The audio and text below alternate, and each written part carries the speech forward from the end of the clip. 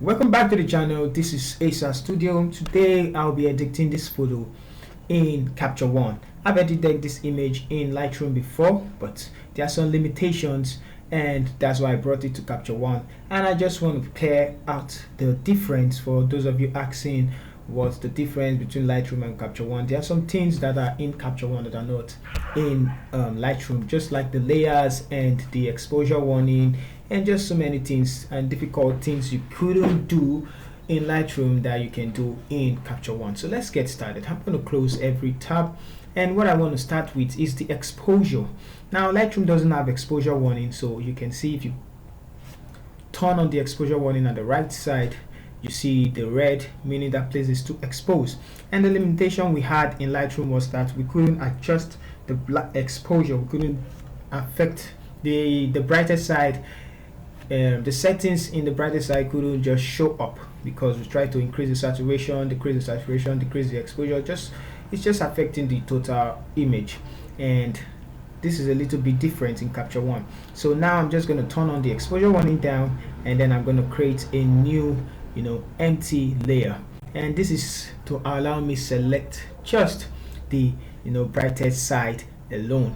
And that's a limitation in Lightroom because you would have to start using the gradient or drawing the mask tool instead of using the magic tool. So I'm just going to increase it and then select.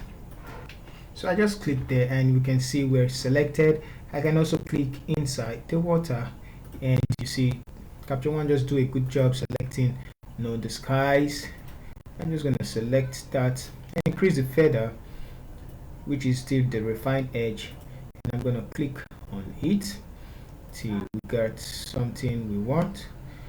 Alright, so I'm going to hit M on the keyboard to hide, and I'm going to the exposure and the highlight. Let's start with the highlights. Turn on the exposure warning, and let's see. I guess we need to go to the white first of all and decrease the white. If we don't want to do that, we could use the highlight tool and bring it so, but I guess the highlights will make things look flat, so I want the white. So decreasing the white, and boom, it's all gone. So let's adjust till we see everything disappear. Okay, just like that, and hit M on the keyboard, and you can see the mask. So I'm just going to pick up the eraser tool and make it big. I'm going to wipe it out from the rest place like this. I just need it just where the brightness is too much, so just like that, and boom, I'm gonna leave it the way it is right now. Okay, and we can actually use the Luma range, but it's just for this sake of the tutorial I'm gonna leave it like this, so we can see. Turn off the exposure warning, and let's see the before. Turn off the exposure warning and after, so you can just little difference there. Okay, so now I'm still going to affect the exposure, but let's work on the model first of all. So I'm going to select the model with the brush tool, increase the brush, and I'm going to select the model. So I've selected the model, and we can hit M to hide and reveal the layer. But one thing I want to do first is to use the white balance tool. So let's create a new fill layer, and I'm going to drag it below just because. Let's name it white balance. Okay, and I'm going to name this one sky, and I'm going to name this one model. Okay, so now let's use the white balance tool, and I'm just going to select where it's bright. Now in Lightroom, when I actually wanted to use the white balance tool, which is the sampler tool, it gave me a warning sign that it's too bright. So let's see what Capture One could do with that, and then boom, so there is no actual warning, and you can see the difference. So we can turn it off and on. It just make the photo pop and give a little touch of red to the skin, add some skin tones to the skin. Okay, so now we can work on the model separately. Okay, so let's start with the highlight. I'm just going to increase the highlight of the model, and that appeared to be the bright side, the little bright side on the body. Could increase the white as well, and we'll try to match the whiteness, the brightness of the model to the background. Okay, so we could bring down the blacks a bit, not too much, and increase the shadows to something like this. 16 too much, so like 11. I'm going to close it and then open up the exposure, and we can increase the saturation and the brightness. Let's turn up the brightness a bit till it matches that of the background. Okay, so we could do before and after. Now it's matching the background already, and let's see how exposure could affect the image. So that's a little bit too exposed. We could leave it at 25 and see the difference. Yeah, so now it's matching the brightness of the background. So let's work on the background itself. So create another, let's just quickly create a film layer. Hit M on the keyboard and take the eraser tool, and I'm gonna erase the model, part of the model, like this. Just quick walk, and we have that. So okay, and I'm going to add some places which are supposed to be there, just for the sake of the tutorial. You can do the selection yourself. Okay, so now I'm going to decrease the brightness. Let's work on the brightness. Let's take it down, and you can see the depth it's added to the photo. You take it down, the more it add more depth and give it that blurry look. We could increase the saturation and the more the depth. Okay, so I'm going to decrease the white. So let's go down to the white and bring it down a bit, and we have that. We could increase the highlight just to compensate for the loss. If we touch the exposure too much, bring it down, it's going to affect the image itself. Bringing it up too bright, so I'm not going to take it up. 25 is too much. 6 will do. Okay, so now let's go affect the colors in each of the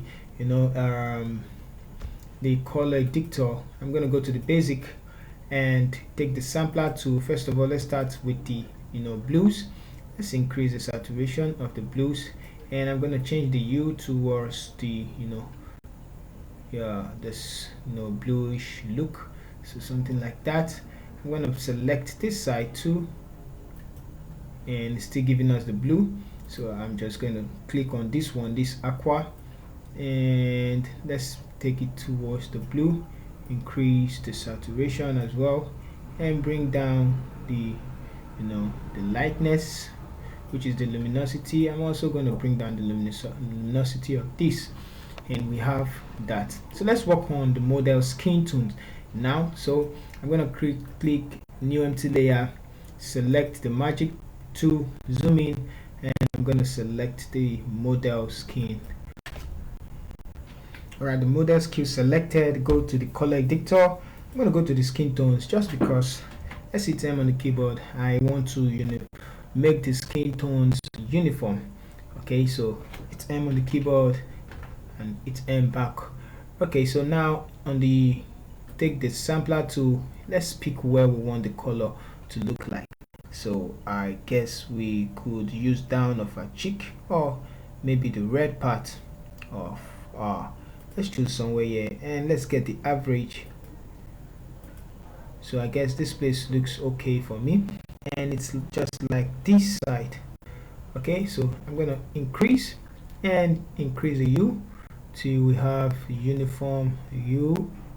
Take it up, and I guess it's okay. So we can increase the saturation, and the saturation is going to blend everything all together, and you can see now that it's all blended together. Okay, so to make it yellowish or reddish to the back and yellowish to the front, just like this. So let's zoom out and see the one that fits the image the more. So is it red? Okay, is it the yellow? Both are okay for me. It just depends on what you want. So I'm gonna go with the yellow, just because the down of the chest and the down of our mouth is yellow. And let's create one more.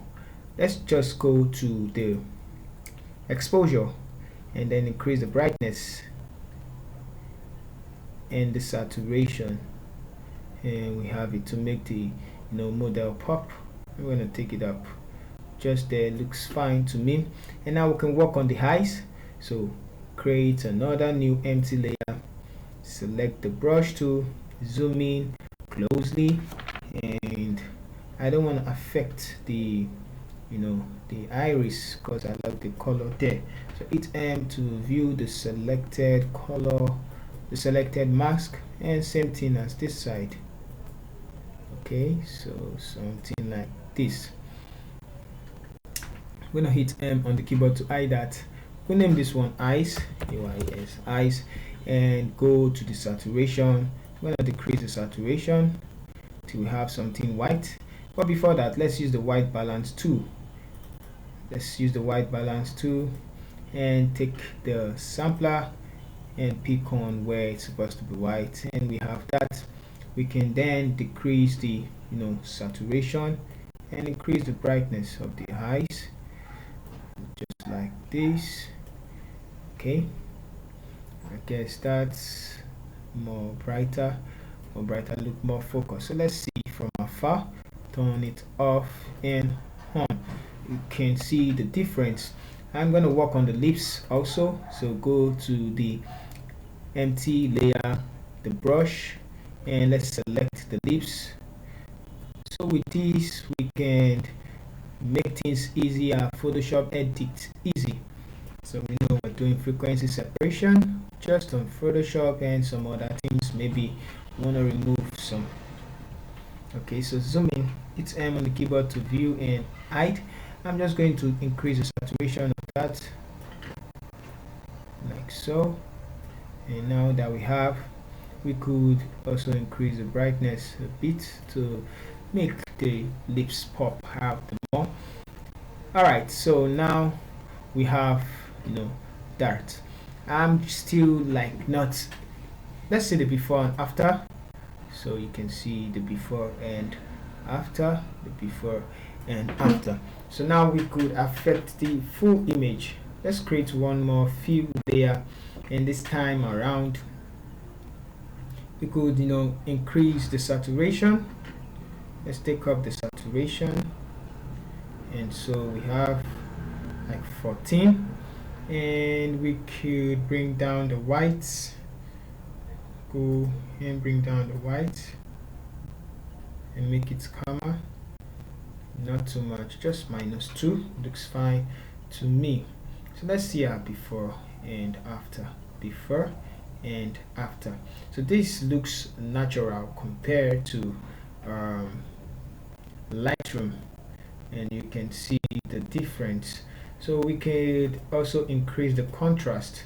So open up the exposure and let's increase the contrast, and boom, we have that. I'm going to go to the A's. Let's go down to the A's and increase. Let's take it down like 5, and I'm going to close it and leave that. So let's go to the refine, and then here we have the sharpening. Could just increase this with some amount, sharpening, and go to noise holo suppression, pick it up to separate the holos, the edge of the cliff, and noise reduction up a little, and I'm gonna go back. Alright, so I'm done with the edit, and it should be for the background. I'm gonna take the model Here's the eyes, and this is for the the skin. So I'm going to select the skin again one more time. So let's rename it skin. So enter, go to the exposure, of which we have the saturation already. So let's just go to the color editor and increase the saturation from here, take it all the way up, and we have that uniform saturation. So let's see before like this and after like this, before and after.